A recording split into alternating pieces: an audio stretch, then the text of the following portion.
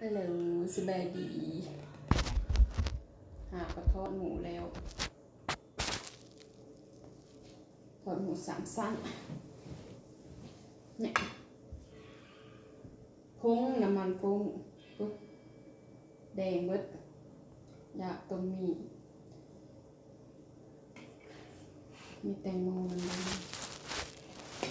จะมีก่อนเข้าตู้เย็นเนี่ยมันเด็ด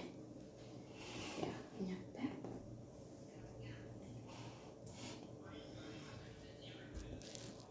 นี่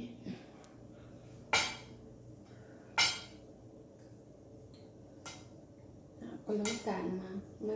แล้วก็ไปทอดทอดหมูสามชั้นต้มอันนี้เครื่องใน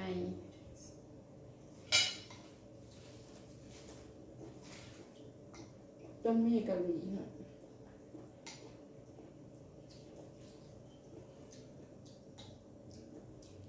หากกระทอดอันนี้แหละมีตัวนี้บวเผ็ดตัวนี้มีแต่เผ็ดธรรมดาบ่แม่นเผ็ดคูณสอง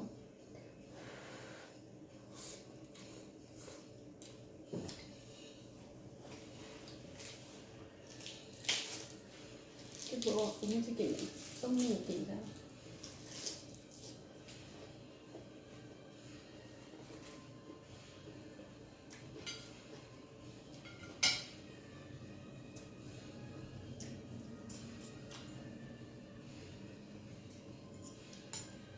มาเด้อกินต้มมี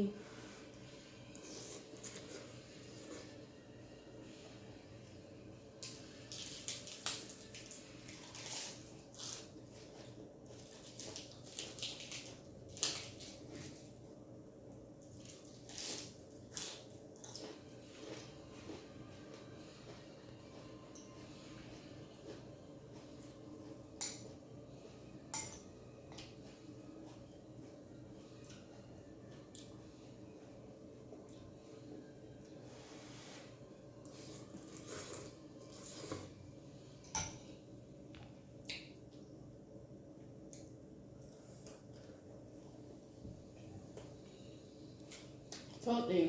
น้ำมันกระเด็น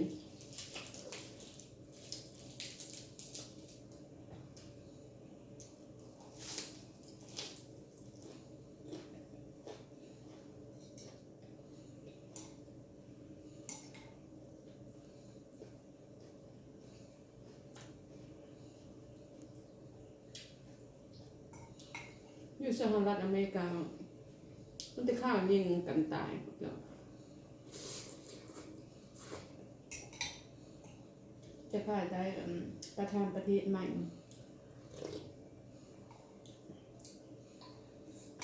ไม่ได้ยิงกัน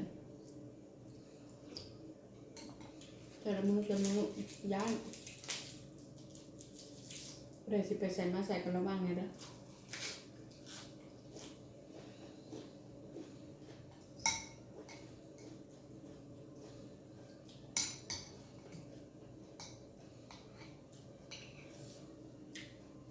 ข้างในงวยยำกุ๊บเดี๋ยวบางที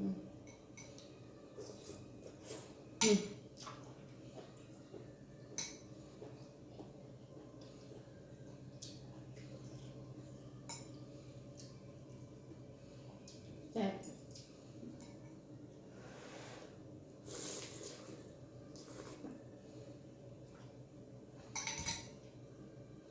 ถ้าไม่ได้กินข้าวแรงอะนอนบ่หลับแบบเดียวเอาห้องจ๊อก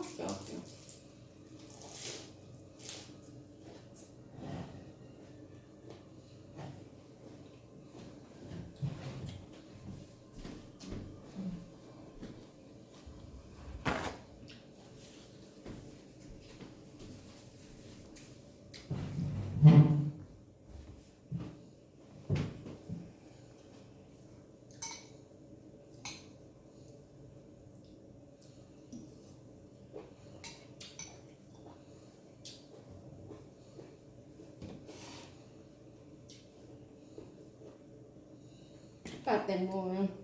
นกจะปาดใส่ใบเสร็จแล้วให้น้ำมันไหลลงค่ะกระจามค่ะ มันจังบ่อันแช่น้ำอยู่หั่นนะพวกเจ้า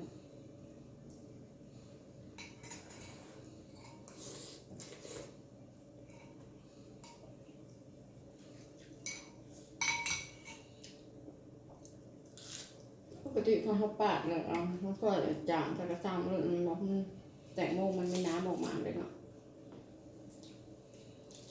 มันจะแช่น้ำ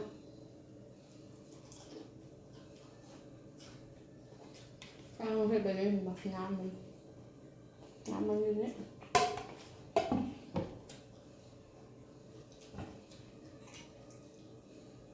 แต่แตงโมมันกับบ่แช่น้ำ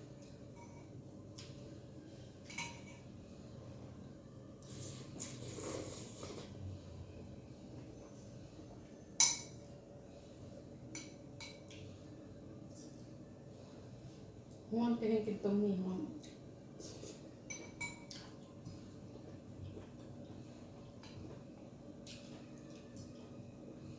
ก็บอกว่าห้อนจริงๆเนาะบางมื้อเป็นเนี่ยพวกกัน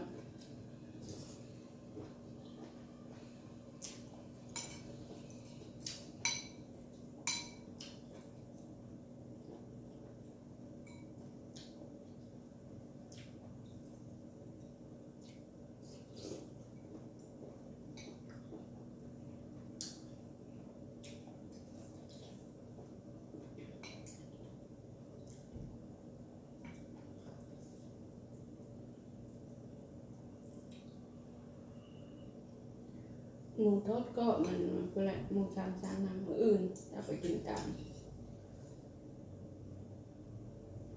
ไม่ได้กินเรากินแต่ต้มนี่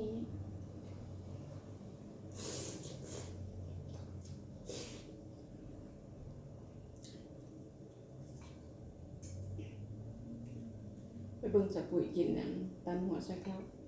ใส่วาวกระบอกด้วย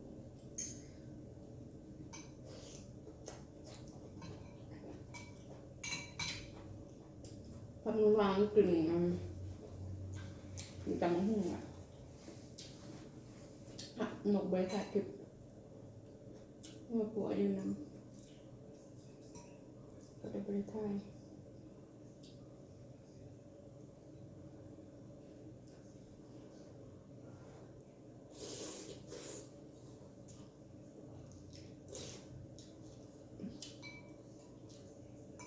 แบบเนอนอยู่น้ำหมากัน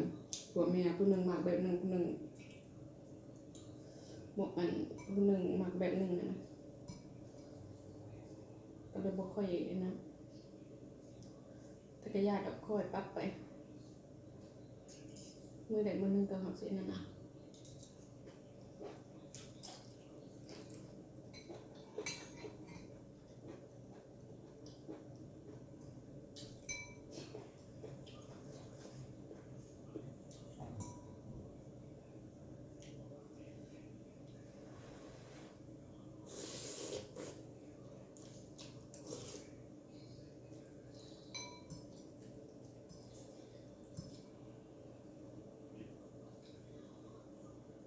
มาฝนจิตกลินลงมาแง่ๆบนหนึ่งปัสสาวะ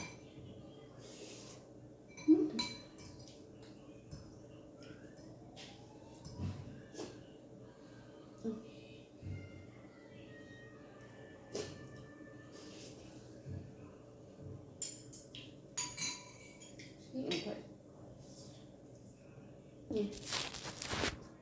ไปแล้วพวกเจ้าจะเอาไปเบิ่งอันนี้ก่อนเที่ยงพอได้มาเห็นนำแล้วเดี๋ยวนะขอบใจทุกคนที่กดติดตามให้ขอบใจทุกกำลังใจไปละบ๊ายบาย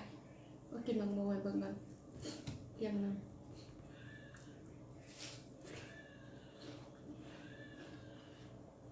ครับ